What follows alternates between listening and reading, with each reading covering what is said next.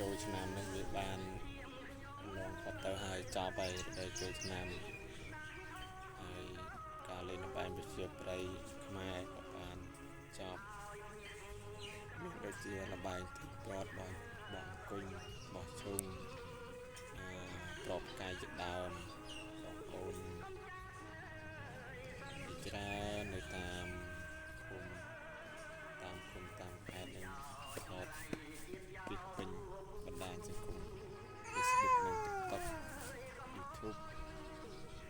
ដើម្បីផ្សព្វផ្សាយល្បែងដូនតាខ្មែរយើង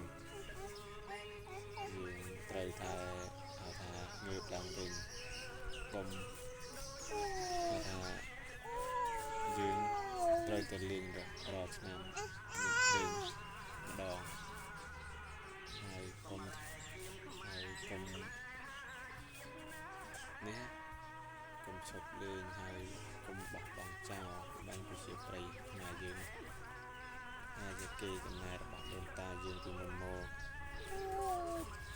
ហើយកុំឲ្យចិត្តខាងយកទៅចម្លងទៅហើយទើបយើងក្រោយនឹងសារឬសារថ្មីតែយើងត្រូវតែរក្សាឲ្យបានគង់វង្សថិតថេរទាំងអស់គ្នា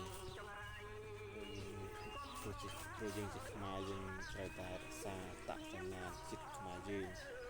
គឺវប្បធម៌អរិយធម៌គឺល្បែងល្បាំប្រជាប្រិយខ្មែរនឹងហើយដែលជាតំណាងជាតិខ្មែរយើងហើយគឺជាតំណាងខ្មែរយើងមានដូចជាច្រើនដូចជាប្រាសាទនានានៅតាមតំបន់តាមខេត្តហ្នឹងជាប្រាសាទមួយដែលដូនតាខ្មែរបានបន្សល់ទុកច្រើនដែលខ្មែរយើងគួរតែរក្សាហើយពូជខ្មែរយើងជាពូជអ្នកខ្លាំងមួយដែរវាមិនមែនខ្សោយទេប៉ុន្តែដោយសារខ្មែរយើងមានសង្គ្រាមជាច្រើនលើកច្រើនសារដល់ហើយធ្វើឲ្យការបែកបាក់នឹងសាមគ្គីនឹងបាននៅស្ថិតថេរដូច្នេះយើងដល់បានមកដល់សពថ្ងៃនេះដោយសារខ្មែរយើងសាមគ្គីគ្នាឡើងវិញដោយសារតែប៉ុណ្ណេះដោយសារខ្មែរយើងបានសាមគ្គីគ្នាចំពោះបុព្វបុរសខ្មែរយើងបានខំបដិសេធដើម្បីបរណភាពទឹកដីហើយយើង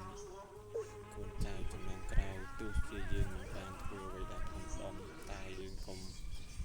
ហៅថាកុំបំផ្លាញជាតិសាសន៍បំផ្លាញសង្គមជាតិឲ្យសោះ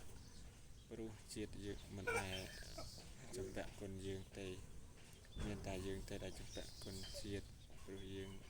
រស់នៅលើទឹកដីជាតិខ្មែរតែមួយដូនតាបុព្វបុរសខ្មែរច្រើនដែលគាត់ខំបដិជីវិតដើម្បីបុព្វហេតុជាតិយើងណាហើយយើងជាកូនចៅចំនួនក្រោយនេះកុំសបាយគឺភ្លេចខ្លួនលេងល្បែងល្បាំខុសប្រពៃណីត្រូវតែរក្សាវប្បធម៌អរិយធម៌យើងល្បែងខ្មែរជាច្រើនដែលគាត់អ្នកចេះដឹងដែលគាត់ខំបានបន្សល់ទុកនោះអ្នកខ្លះក៏មិនសូវឲ្យតម្លៃចំពោះគាត់ដែរតែនៅក្រំបាតទៅហើយភាសាខ្មែរយើង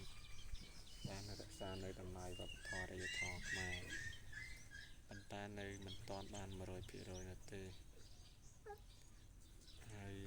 ដូចជានៅកម្ពុជាក្រោមខ្មែរលើសិតតែខ្មែរយើងទាំងអស់គ្នាប៉ុន្តែនៅការគ្រប់គ្រងរបស់គេទេ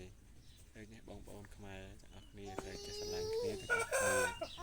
ចេះរឿងសាមគ្គីដើម្បីជាវប្បធម៌